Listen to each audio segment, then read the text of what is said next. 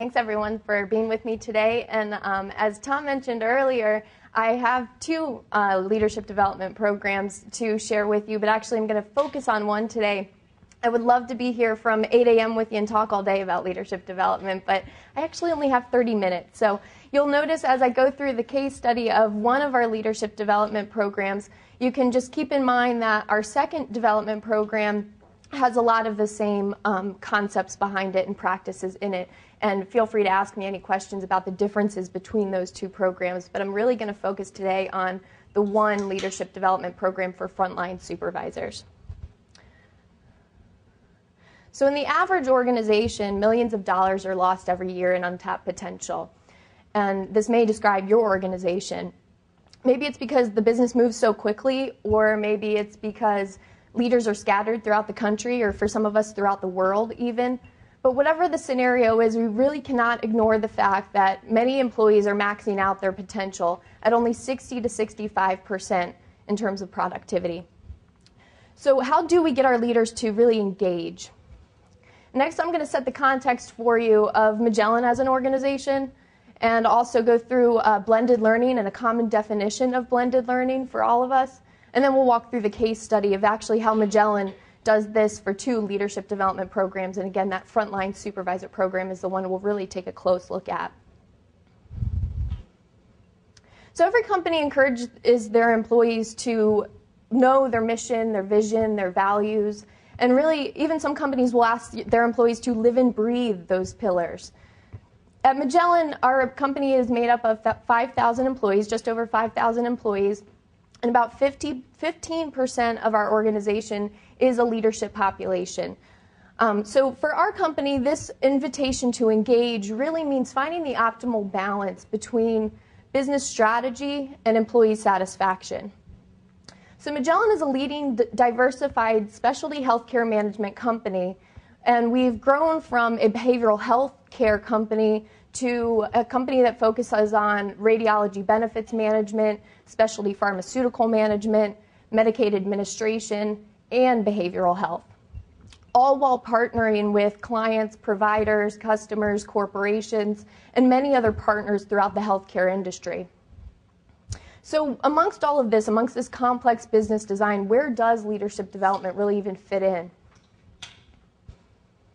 Well, leadership development is actually a top priority for our organization. It's been fully integrated into our mission, our vision, our values, and even our goals. So you can see here we have 4 enterprise-wide goals, and one of these is going to be human-centric. And this year that is value our talent and strengthen our team. And business leaders and experts agree that it really is not only about the numbers and the customers that we have, but really our own employees and the work that they do. The combination of the business strategy along with what you do for your employees and with your employees, that combination is really what's going to make for a high-performing organization. If we're going to succeed, going to grow as an organization, which Magellan is very focused on, we really do need to not only focus on the numbers and the customers, but we need to hone in on our own employees. And Magellan takes this very seriously. One of the examples of this is this past April, our annual report came out. And it not only highlighted our stock values, our profit margins, but it really showed the work that our employees do and how our employees make Magellan the company that it is today. So the work that I do and that all of us do, it's really especially rewarding to know that you're not only supported in those efforts, but that you're actually tasked with developing and growing the employees that work for the company. And this really doesn't end at the annual report. We are really specifically looking at growing leaders at every level. And we have a talent development team that wholeheartedly embraces the concept of and our goal of valuing our talent and really strengthening our team. So specifically, we know we not only need to attract and acquire talent, but we need to value them and we need to strengthen them and grow every leader within our company. So in order to start building this pipeline of leaders that we're aiming for, we need to know what the business needs of its leaders, as well as what our leaders need as adult learners. So we're looking at those two different things. We actually have our senior leaders taking a look at competencies or expectations. So what is it that the business needs from the leaders in order to succeed?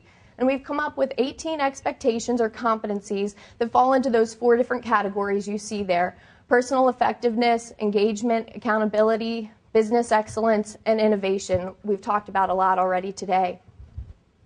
And beyond that, we need to pinpoint who our leaders are. So we've also done that, and you can see through the pyramid there at our bottom level, or our frontline supervisor level, our newer leaders. 25% of our leadership population at Magellan is going to be that frontline leader population. About 50% of our leadership population is managers and directors, so that middle management level. And this is where we're really focusing our efforts. So when we talk about 2 leadership development programs, one is going to be for that frontline supervisor population, and the other is for the middle management population. So blended learning considers audience first. And many of you are probably familiar with blended learning as a concept already. It really balances different learning technologies, methodologies, and learning environments. And the important thing here is that blended learning is going to happen over the course of time. So more and more we're hearing in our field, learning is not just a day, it's a way. And actually 70% of learning takes place on the job. So really taking a look at how do we take all of these different elements and combine or blend them together to work for our leaders along with the business. So our leadership competencies that I mentioned really define the business needs of leaders. So what does Magellan need of its leaders today? And beyond that, we take careful analysis and take a look at, okay, we know who our leadership population is. Now what do they need as learners? And so we start to take a look at some of the things that they need as individuals. They want to have a match for their style in the learning that we put out. They also want it to be flexible, so they want it to be able to fit in with the normal work that they do. We're not asking them to step away from the job. We want to really integrate the learning with the work that they do. And also that it's engaging. Everyone comes to the table with something. Everybody wants to be recognized for the knowledge and skills they already have, but they also want something new. They want to learn something that they didn't necessarily know before. And finally, lasting impact. It's got to be brief, but it's got to have lasting impact. So blended learning is really going to approach all of these needs of our learners, and I'm going to show you how Magellan does that for the frontline leadership population. We all know we want that balance. Our organizations are not going to listen to us if we just say, here's what we want to do, here's what our leaders or adult learners need. They want to see what how that's going to help the organization as well.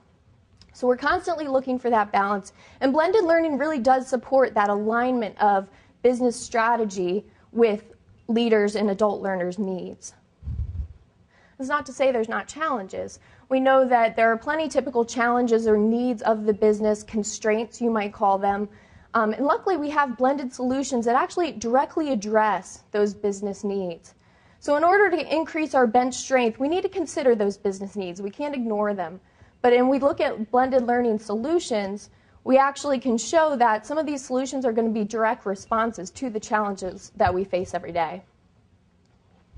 So this is where we really start to introduce solving the challenges centered around guided structure with lots of flexibility and choice. So we've got to put something out there for them. We can't just say, okay, go ahead and develop yourself as leaders. They need some guidance, but they don't want to be told what to do either. So you need to offer some flexibility and a lot of choice. And also we're introducing trends that are social media, informal learning, and how we're going to actually leverage those trends to be sustainable processes. So for our frontline audience, we've come up with Leadership Foundations. This is a 6-month program, a formal development program you might call it. And this is going to address our managers who have a year to a year and a half experience in management positions. So what's the blend that we use for this audience? Well, we know that this audience has a need. Their competencies are going to be focused around core management and leadership topics, foundational needs and leadership foundations, so another creative name for you today. And also, what do they need as individual learners? There are diverse learning needs of each of these leaders. So we're considering both what the business needs and what the adult learners or leaders need. So our blend is going to be kind of a 3-pronged approach. We have self-guided courses, we have live webinar events, and we have action learning teams. So if you think back to Tom's slide of all the complex design or sophisticated design that goes into a program like this, we've tried to make it as simple as possible, especially because we're just starting out in this area. And we want to make sure the 6-month blended curriculum is going to be one that really works with what leaders have to do already in their job. And what you're going to see throughout as I walk through each of the components of this program is technology is around every corner. We're leveraging technology in every single one of these components we do. Actually, our entire program is virtual. So to give you a sense of the timeline of how this 6-month works, we start off with a live webinar event to really provide kind of an orientation of the program overall, get learners comfortable with what they're going to be doing over the next 6 months. Then we strategically place self-guided courses with live webinar events. So you can see self-guided courses happen, then you come to a live webinar, and that pattern kind of works throughout the 6 months, all while going through an action learning experience. So while some of these formal learning opportunities are happening, you're taking a self-guided course, taking that online independent learning, you're also getting together in a live webinar event to connect with other leaders in the program. But all the while, you're also taking everything you're learning and bringing it back to the job, and this is through our action learning teams. And talk a little bit about that a little bit more later. But our program ends with something called virtual graduation. And so our entire program is virtual, and at the end, we want to continue to celebrate and kind of reflect on what's been learned throughout the program. And virtual graduation is a great way to kind of culminate that experience for learners. One of the best things about the blend that we have and the way that we leverage the technology is we're thinking about resource efficiency for the company. So what do we already have that we can really use? Well, luckily for us, we had Taleo's Learning Management System, or LMS. We already had that in place at our company. So to take all of these components and be able to house them right within our existing LMS is a resource efficiency right there for the organization. Not to mention the learners are used to going here for every learning experience that they've already had, so we're not changing things up too much for them. We're going to offer a whole lot of new to them, but there's also that comfort zone of, oh yeah, I've been to our LMS before, I know where to find that. We're actually able to house every single component of the course within our Taleo customized learning management system. So I'd say the self-guided courses are probably some of the most flexible opportunities for our learners. We've purchased a package of courses from an external vendor. And one of the most important things to think about when you're choosing a vendor is they've got to understand what you're trying to do. So with this blended learning approach, we wanted to choose a package of courses from a vendor that knew blended learning is how we're going to leverage their courses that are being offered. So we take these 8 self-guided courses that really focus on foundational skills and knowledge for these leaders, and we've put them into our LMS and offered them out in a guided, structured way to our employees. So they are also very adaptable for adult learners because they offer a wide variety within one course of the different types of learning needs that our leaders have. They're multimedia. They have video clips, audio clips, assessments. You can assess at the beginning of a course and then assess again at the end. And there are also interactive exercises, so it's all independent online learning, but there's a wide variety just within any single course that you have for any of these modules. And our second component of live webinars. This is where we really try to simulate the classroom environment. You talk about multiple generations in a workforce. Right now we're faced with more generations in a single workforce than we've ever seen before. And the thing that you need to do is appeal to all of those audiences. So through our live webinars, we really want to simulate that classroom environment. So our leaders who are used to sitting face-to-face with other peers and learning from each other, we want to make that happen virtually. And the live webinar is really a great way to do that. Our live webinar offerings are actually located right in our learning management system, and there's a lot of flexibility there because we can offer 10 different sessions that focus on the same topic, and our leaders don't have to step away from their desks for an entire day or even a half a day, and they can pick that hour of time, or in this case, an hour and a half of time that best meets their needs. So it's kind of like fitting another meeting into their day. Another great part about the simulation of the classroom environment is getting that connection, building that culture. So we invite more seasoned leaders, not the frontline supervisors. Those are the participants on the call, but we also have senior leader experts who join us to offer that perspective of how does this really work at Magellan? And the participants get to interact then with the more senior leaders as well. So you're starting to build that culture of connecting with other leaders, creating a shared space for leaders sharing and teaching amongst each other. Another thing we do in the live webinars is to really review key learning concepts. We want to make sure that we're reviewing some of the key things that we think should have come out of the self-guided courses. So some kind of refreshers and reminders of the self-guided courses, but also offering that something new. So we'll bring a new model or concept or practice to the table in the webinars as well. And then action learning teams. This is where we especially leverage Teleo's system. Within our learning management system, we have a social media tool called a forum. This is an online discussion board or forum where participants can get together and start to build a virtual community. So about a month into the program, we like to put our participants into small teams, learning teams of about 6 to 8 participants. Those teams choose a real-life challenge topic. So what are they facing as supervisors on the job every day? They kind of come up with, within that group, a real challenge that at least one of them is experiencing or they know is a typical challenge for frontline supervisors at the company. They then take the entire rest of the program to focus on that challenge and problem solve and work together to come up with some final recommendations by the end of the program.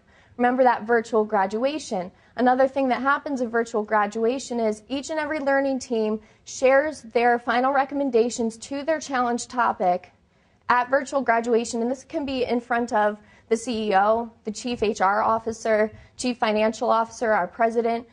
So then there's exposure and visibility for those participants to upper level management, and again, that culture building, the connectivity, so that the CEO isn't just a name out there somewhere. You actually get to interact with the CEO, share your final recommendations as a team. He's going to ask you questions, and you really start building the engagement between leaders at every single level. Not only do you work through the problem-solving experience, so looking at the real challenge, coming up with recommendations, but there's an element of team effectiveness. So as the team's launched, they're taking some of those key concepts from the self-guided modules. Things like delegation, influencing without authority, comes in huge in these cross-functional teams that, again, are all virtually located. You could have somebody in Texas, somebody in Pennsylvania, Washington State, Georgia, and you have all of them working together over this 6-month time period from different business units, all in different job positions in the frontline leadership roles. Have them establishing team norms right at the start, working through some of those typical issues that they'll actually face with their own direct reports or on the teams that they manage. So I've talked about the blend, the 3 components that we have. We've got the live webinars, self-guided courses, and the action learning teams. So you might be wondering, well, how do you know it works? How do you know that blended learning is going to be the sustainable approach for your organization? Well, we like to look at this in 3 ways: participation, satisfaction, and impact. And many of you are probably familiar with a level 1 evaluation. That's how we get out our satisfaction from participants. We do send out level 1 evaluations throughout the program.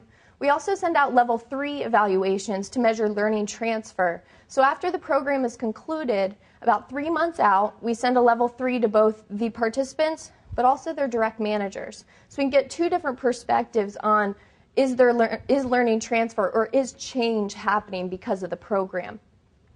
So we do have an average 96% completion rate for the programs. We started 2 cohort groups last year. We've had 2 cohort groups graduate, and 96% completion rate. Well, what this shows is that really the learning is aligned with the business, because the first thing to do is to get these participants engaged in the learning. So if they're able to finish and complete each component of the program, that also shows that they're able to do that while doing their normal job duties. Beyond participation, we're looking for satisfaction. Is this what the participants are looking for? So as blended learning as a whole program, we ask that question, and 90% of our participants would say they're satisfied with the blended learning approach. Beyond that, we want to dig a little bit deeper. We want to find out on a component level, are the self-guided courses working? Are the live webinars a good fit? And the action learning teams? And so our over 80% satisfaction on any of those given components is what we're finding so far. That's not to say that it's all good news or all positive feedback. We do have plenty of comments on how to improve the programs. And that's another key to continuing the evaluation process. We send out evaluations not just once, but throughout points throughout the program, throughout the 6 months, and then afterwards as well. So we're continuously looking at how to improve. The blended learning approach is kind of set at a foundational level in design, but we're always looking about how do we change, how do we continue meeting the evolving needs of our leaders. We do have some sample comments from our level 1 evaluation. So you can see that the participants are really liking the blended learning approach in terms of they're not sitting with peers or with an expert for one day, but the continuous interactions that they're seeing over the course of time are really what's helping them get the most out of these development programs. The efficiency of offering. So it's so important to let them keep doing their jobs, keep being productive in their normal work, but also having that added element of development, kind of as a bonus. And then there's impact. The organization, they like to see participation. They want to know their employees are satisfied, but they also want to know that change is happening. They want to be able to see the learning transfer, the performance improvement. So 91% of our graduates, when we asked them 3 months after the program, did this work? Did this program contribute to a positive change or growth in yourself? 91% of them have said yes so far. 92% of their direct managers have said yes so far. So that's another good perspective to have is not only did the participants see growth in themselves because of this, but their direct managers see growth as well. And finally, probably one of my favorite statistics is the 100% recommendation statistic. And so beyond seeing whether growth or change happened, that's great. It's working for these two groups, these first two cohort groups. But do you think it's going to keep working?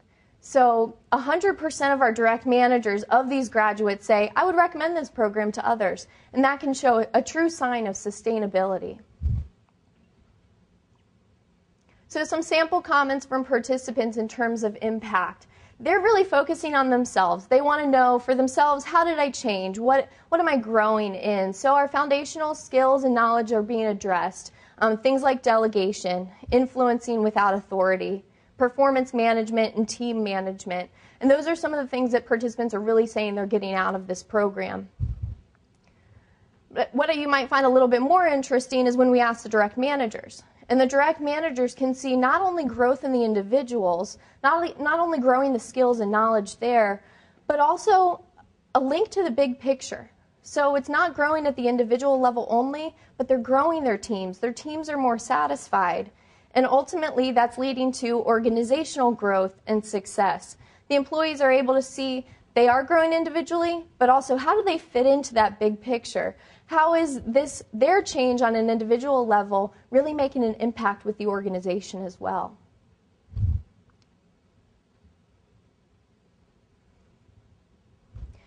So I want to leave you with a couple of things that have really helped me in thinking about the design of a program like this. And we have the ENGAGE model up here, the acronym that shows us that you really do need to consider the audience first. And you also need to be able to see what the adult learner needs and to meet those needs and to continue evaluating what those needs are. And finally, extending learning there. You have the virtual graduation that extends learning and celebrates learning, but also the self-guided modules, the materials and resources that are gotten throughout the program, they don't end at 6 months. That 6 months is the guided structure or formal program, but beyond that 6 months, they have a license to the courses for 6 months after the program as well. They can print and download materials from the self-guided courses. They can revisit recordings of the live webinar events. And so it's not just the 6-month program, but it's also beyond. And when we think about practices for sustaining blended learning, there are 5 things that come up in an article actually from DDI research that shows us that not only do we need to consider our audience first, but but we need to know what the end in mind is. What are we ultimately aiming to make happen here? And also that support. We've talked a lot about having upper management support, executive level support. You've got to have that. It's key to making the programs work. But the other side of the support is the technology support. We wouldn't be able to offer the blended learning program that we do without a system like Taleo that has a learning management system where we can offer all of these different resources and materials and tools on an ongoing basis. So not only having the human support or the managerial support, but also the technology support is critical. And being prepared for complexity. I think Tom put it really well when he said it's maybe not complex or complicated, but it's sophisticated. You've got to be ready for that, though. There's a lot going on in a blended learning program. And hopefully you've been able to see, though, today through how the case study of the frontline supervisor program, you can take that complexity, you can look at your own organization, and you can simplify it to really make it successful for your organization and make lasting impact as well. So you've gotten to see a little bit about the frontline supervisor program and how it really blended learning can be a sustainable approach. And want to open the floor to any questions you might have about our approach at Magellan. Yeah.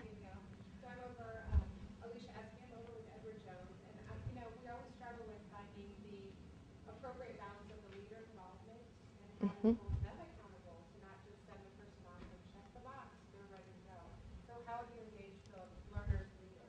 That's a great question. I didn't mention it in this because, again, that 30 minutes, but we do a lot of upfront work with the direct managers. We don't offer a full program for the direct managers, but we also offer a lot of resources and materials to them up front. We do a recording that says, here's how we expect you to support your leader in development. So there are a certain amount of expectations that we put out there. And we use our technology. Again, we have a site where the leader, the direct manager of the leader is expected to go before the participant even begins the program. So there's some upfront work that happens there as well. And we also have a nomination process. So the decision for a leader to begin the program is not on the leader themselves or the direct manager themselves, but it's an open conversation between the participant, their leader, and the human resources partners as well. Yes. Good question. We like to shoot for around 75. And that is given the resources that we have in terms of the external packages we have to purchase, the technology resources available to us, human resources, of course, is available as well. And then 15% of our organization is the leadership population. So you think about, you don't want, again, all of your leaders in training at the same time kind of thing. So we typically look at, with our numbers, about 75 goes through a frontline leader program at one time. On the action learning teams themselves, 6 to 8. You mentioned that the target audience is for people who've been in a manager role for 1 to 1.5 or 2 years. Mm-hmm.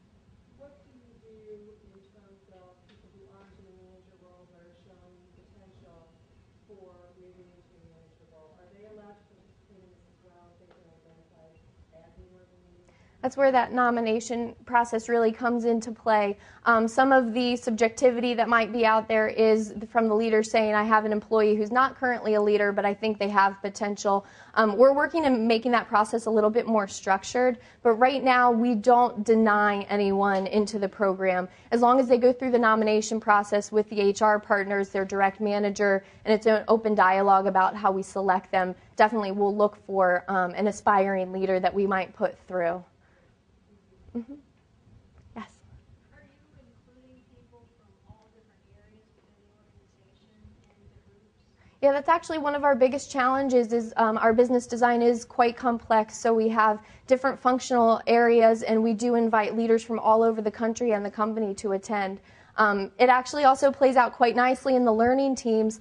The connections that are happening are not only on the leader level, perhaps, but the business level. So somebody that's in the radiology area may get to connect with somebody in the pharmaceuticals area that they may never have even met or talked before.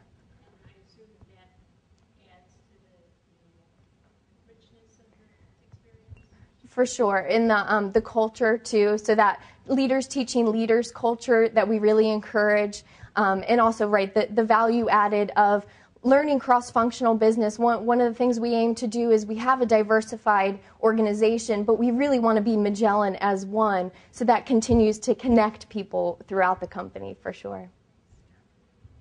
Any other questions? All right, well, thank you very much for your time today.